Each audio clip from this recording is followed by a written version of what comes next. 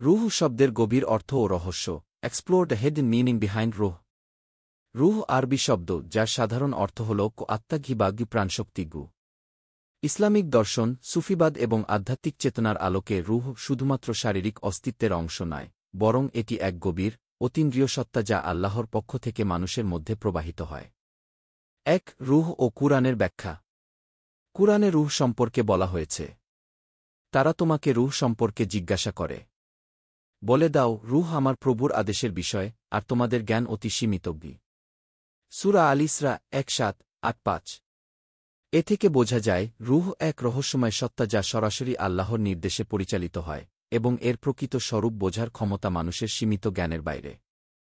2 রূহের উৎস ও তাৎপর্য। ইসলাম এর দৃষ্টিকোণ অনুযায়ী, রূহ হল এমন এক সত্তা যা আল্লাহ তাআলার পক্ষ থেকে এসেছে এবং মৃত্যু পর্যন্ত মানুষের শরীরে অবস্থান করে।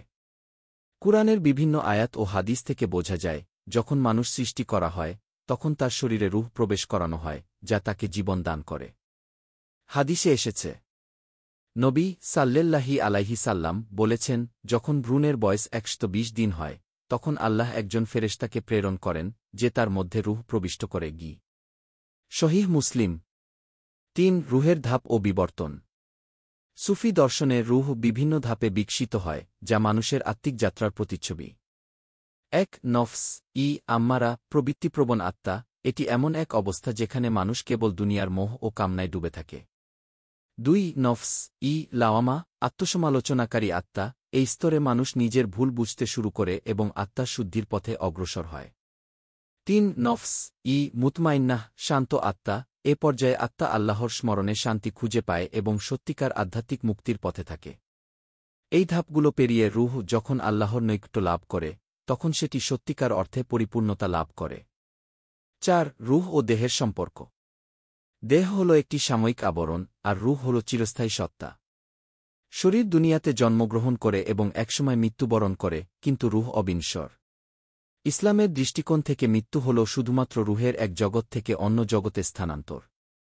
হাদিসে এসেছে, তোমাদের মৃত্যু এমন নয় যে তোমরা সম্পূর্ণ নিঃশেষ হয়ে যাবে, বরং এটি এক জগৎ থেকে আরেক জগতে স্থানান্তর মাত্র। ইমাম গাজালি। 5 রূহের প্রকৃত উদ্দেশ্য। সুফিবাদে বলা হয়, রূহ মানুষের মধ্যে আল্লাহর প্রতি আকর্ষণ তৈরি করে এবং তাকে দুনিয়ার মোহ থেকে মুক্তি পেতে সাহায্য করে।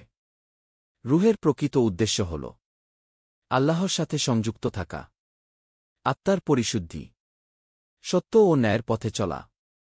যে ব্যক্তি তার রূহকে আল্লাহর দিকে পরিচালিত করতে পারে, সে প্রকৃত অর্থে শান্তি ও মুক্তি লাভ করে।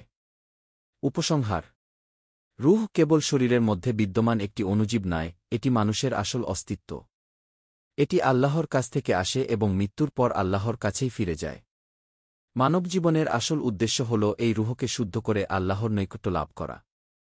আধুনিক যুগের বিশৃঙ্খলার মাঝে মানুষ যখন মানসিক শান্তি খুঁজে পায় না, তখন একমাত্র রূহের গভীর উপলব্ধি তাকে সত্যিকার প্রশান্তি এনে দিতে পারে।